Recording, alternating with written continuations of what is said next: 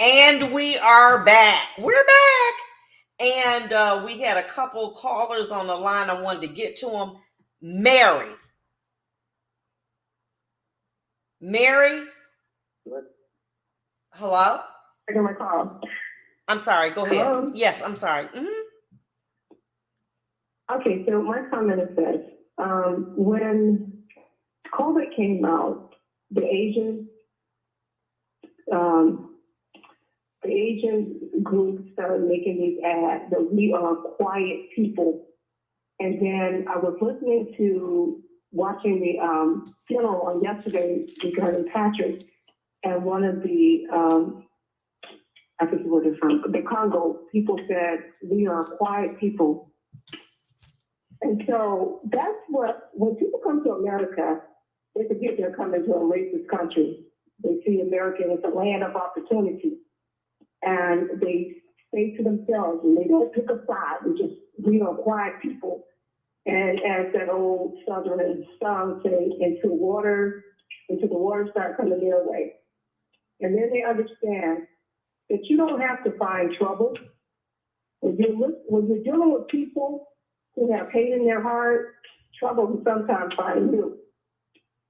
So I am still in Bankalay where I don't think we have seen in America that is going to send that the police officer is 29 years old, that's going to send that 29-year-old officer to jail and find him guilty of murder. You said you do not? I do not think we have found in America, there's nothing about America that's going to send that 29-year-old police officer to jail for murder. You do not believe that? I do not believe that, in my opinion. It's just my opinion. And I'm saying to you is the fact that there's going to be, that there is evidence that independent evidence by the pathologist that he was shot in the back of the head. You do not think that that's going to sway an individual? You said that 65% of Grand Rapids is white? I said 64%. 64%. Yes. No, I do not think so. Okay. Well, thank you so much. But surprises happen every day. But let me ask this question. Did you believe that the all-white jury in Atlanta would have found those individuals guilty when they were running after the jogger, the young man? Did you believe that? Well, Southern white people are quite different. I find Michigan to be a racist state. That's just my opinion. I think people Ahmaud Arbery. Now listen to this. In the Ahmaud Arbery, okay, you had all white jury, but they were not relieved of the fact that they were not able to come in and do what they were supposed to do. What do you think? You do not believe that that's possible in Grand Rapids? No, because as you stated, they're conservative. I think, given the fact the diversity that's in Georgia, I think they were able to make that decision. Okay, very good. It wasn't like who said that we need our Joe Smoke. They were not that type of jury, and they had already said that this is not the type of jury we want. So they knew. The attorneys knew that the makeup of that jury was not the type of white people that they could depend on to come back and found the two, the father and son and the friend guilty. So do you believe that that these were with the McMichaels? So you believe that the defense did not believe that these were the type of jurors that would have convicted him, would have found them not guilty just because of the race of their skin?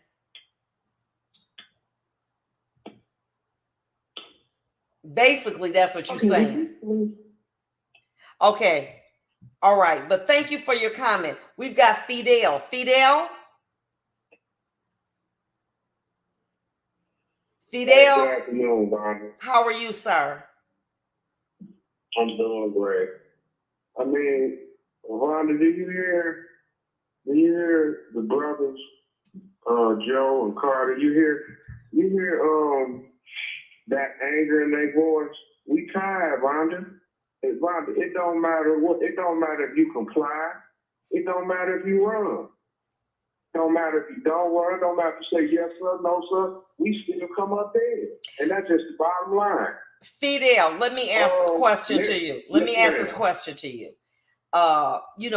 Being, looking at it from both perspectives.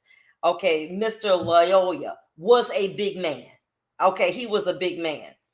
Do you think that had he just complied, that this would have escalated? Or do you think the fact that he did resist? Now, I think that we can all agree that he did. Do you think that that played into the mindset of how you gonna run from me? I'm the police. Do you? And then when he disarmed her with that gun, see, let me tell you what I think as well. You got those body cams, right? And those body cams are on. So folk gonna see what it is. And so as a result, do you think that there are times when people may do stuff because they want other people to believe that they tough? You get what I'm saying? Because somebody watching. When in reality, you know what I'm saying? All day long. I mean, there's a lot of circumstances that go with that, but that's just like a robber. If a robber set out to rob you, he gonna rob you. Mm-hmm. But now, if there's a lot of people around, he might chill on out. The officer kept saying, "Stop retraining, stop resisting, stop this, and stop that," and all along, you on top of him. That gives him, in his mind, he feel like his life is a threat, and he gonna have a police union to back him up. Now, Mary brought up something interesting, Vonda. See, most of us, we don't take jury duty serious. They just had one of the biggest cases in the United States in Grand Rapids where they found the boys not guilty of kidnapping the governor or planning to kidnap, allegedly. So that's the mindset right there. That should tell you everything. Let's switch this around. That was an all group of blacks, and they try to protect their constitutional rights. Man, that white jury would have sent them to jail, gave them life, and tried to hang them. But they up there, this is what they do, Roger. Most people down here take their kids to soccer, football practice, ballerina, etc. Up there, they wake their kids up and go target practice. They got hundreds and hundreds of rounds for practice, Vonda. So when it go down, you know how many rounds they got, and people don't believe it. So my reason for calling your show here today, I let the black listening audience know, or the majority of the black listening audience know, take your jury duty a little bit more serious. Yeah, you might have to take off a day of work. Yeah, you might have to be inconvenient, but here's the thing. You might be able to save a little black boy or a little black girl from going to prison for the rest of their life, and or you can see through the racist system and you can be the judge. All you need is one. But if a person don't go to jury duty and throw that stuff in the garbage, you got them good old white boys that love to go and they gonna judge it, they gonna prejudge it, and they come with a little racism. And the 9 times out of 10, they don't go by the law. All they see is a black skin. So I just wanted to call in and let your listening audience know. Take your jury duty a little bit more seriously, because when it's go down to this cop about to have this behind on the line, we need a couple of us on there to say yay or nay. Hey, Vonda, thanks for taking my call. I'm gonna keep it plain and simple. Peace out, my sister. Thank you so much for your comment. And what Fidel was talking about, for many of you all that are tuning in from various parts of the country or the world other than Detroit and Michigan, that there was a trial that was held about the conspiracy to kidnap the governor. Those individuals, it was a federal trial. I believe that many of them were exonerated and that there was, in fact, a hung jury as to one or two of those individuals. So what Fidel was saying was, if in fact you have jurors potentially that were able to listen to this type of evidence, that there's a chance that they could potentially favor the white people because of, the fact that they're so conservative. I don't know, but I do know this. As he said, you got to take jury duty seriously. And the one thing that people will say, well, if I go to jury duty, I'm not going to get paid. Look, I know money is important. Money make the world go round. But let me tell you something.